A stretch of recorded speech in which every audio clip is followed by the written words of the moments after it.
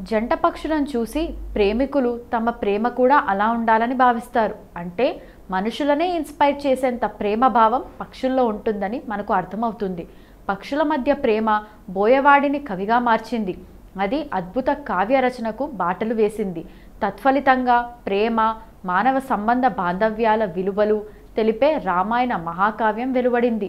దీనిని రుజువు చేస్తూ మరోసారి జంట పక్షుల ప్రేమ చూపరులను కంటతడి పెట్టిస్తోంది. తన జంటను కోల్పోయిన ఓ హంస తనను బ్రతికించుకునేందుకు పడిన తపన కలిచివేస్తోంది.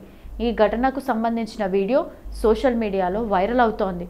ఓ చెరువులో హంసల జంటలో ప్రమాదవశాత్తు ఒకటి ప్రాణాలు విడిచి నీటిపై చలనం లేకుండా తేలియాడుతోంది. ఇది గమనించిన దాని తోడు హంస తన జంటను వదిలి వెళ్ళలేకపోయింది.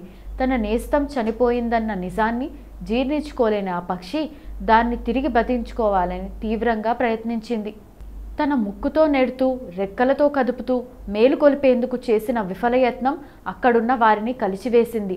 ఇందుకు సంబంధించిన వీడియోను రిటైర్డ్ ఇండియన్ ఫారెస్ట్ సర్వీస్ అధికారి సుశాంత్ నందా సోషల్ మీడియాలో షేర్ చేశారు. మరణం కూడా విడదీయలేని ప్రేమ. ఈ హంస తన ప్రాణం లేని భాగస్వామిని మేలుకొలిపేందుకు తీవ్రంగా ప్రయత్నిస్తోంది.